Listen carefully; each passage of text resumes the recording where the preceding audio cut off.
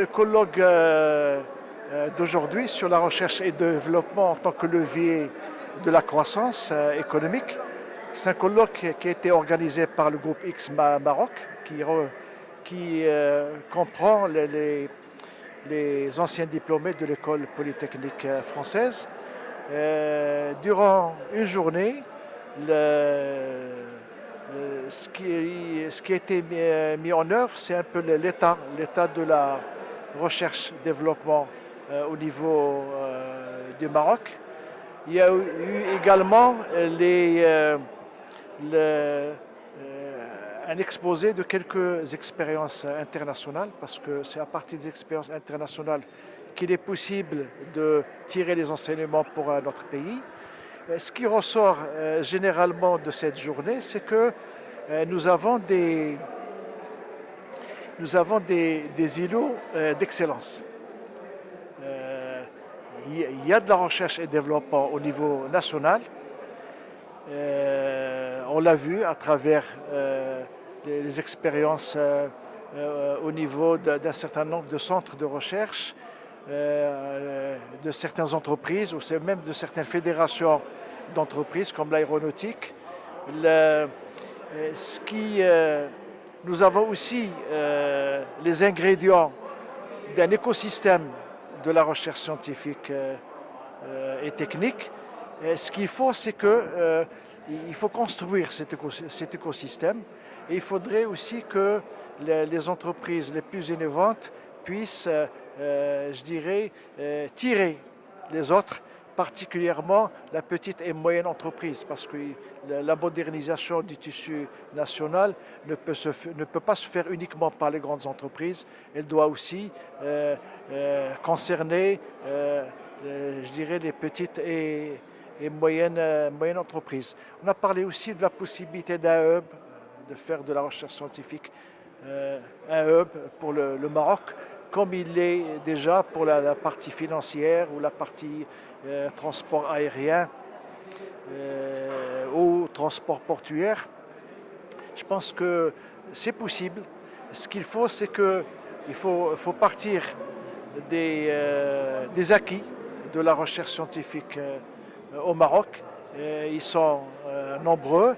Il faut s'attaquer aux filiales, et il faut avancer plus vite que les autres pays, parce qu'on est dans une compétition internationale. Et il y va de l'avenir du Maroc. Sur quel levier devrait-on travailler davantage pour développer plus Sur un grand nombre de leviers. D'abord le capital humain. Il faut développer le capital humain quantitativement et qualitativement. Il ne faut pas que le développement du capital humain soit au détriment de la qualité. Il faut veiller à la fois à la quantité et à la qualité. Il y a aussi le financement. La question du financement est importante, parce que sans financement de la recherche scientifique, sans financement privé, quand je dis financement privé, c'est le financement par le secteur bancaire, par les innovations financières, etc. On ne pourrait pas augmenter la part du secteur privé dans la recherche au Maroc. Aujourd'hui, cette part n'excède pas les 30%, c'est surtout le public. Alors que la tendance mondiale, c'était plutôt, aujourd'hui, quand on prend les pays de l'OCDE, c'est 70% privé et 30% public. Il y a la question aussi des procédures, de la gouvernance du secteur. Il faut simplifier les procédures, il faut éliminer les procédures lourdes. La question fiscale aussi, tout ce qui est encouragement à la recherche et développement serait les bienvenus, à condition que ça soit à côté une politique de labellisation des universités, de notation des universités et de labellisation de centres de recherche. Il ne faut pas que les déductions fiscales soient considérées uniquement comme un cadeau, mais il faut qu'ils aillent vers les centres de recherche qui sont sérieux, qui sont qui fonctionne selon les normes qui sont communément admises au niveau international.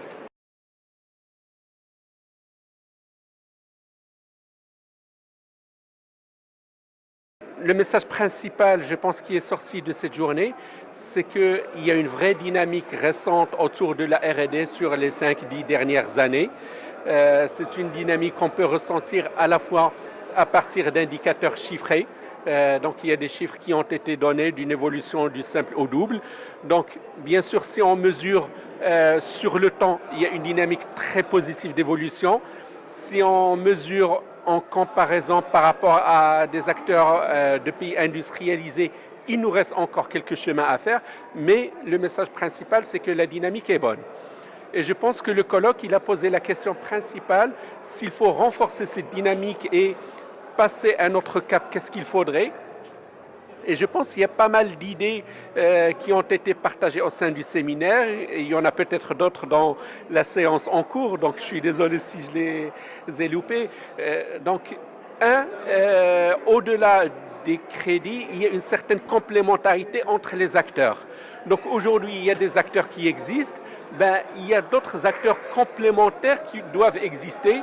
Et on peut citer 2 exemples. Le premier exemple, il a été apporté par le responsable de la fac de médecine dans laquelle on se trouve actuellement, donc de l'université Mohamed VI de la santé. C'est qu'aujourd'hui, il y a beaucoup de thèses qui aboutissent à des molécules, mais le passage de la thèse au marché, il y a peut-être un certain nombre de maillons qui manquent. Non, en fait, c'est des acteurs spécifiques qui apportent une valeur ajoutée complémentaire qui est différente de celle du chercheur et qui permettent de faire cette jonction entre le monde de la recherche et le monde de l'industrie. J'avais donné un exemple équivalent. Donc, pour l'ingénierie des procédés, on peut avoir un chercheur qui a totalement et complètement fait son travail. Pourtant, ce travail n'est pas suffisant pour qu'il soit pris par l'industriel. Et entre les deux, il y a une maille d'un certain nombre de prestataires complémentaires, dont certains existent et d'autres pas. Et donc, c'est peut-être cette complétude d'écosystème qui ferait qu'on pourrait sauter à notre cap.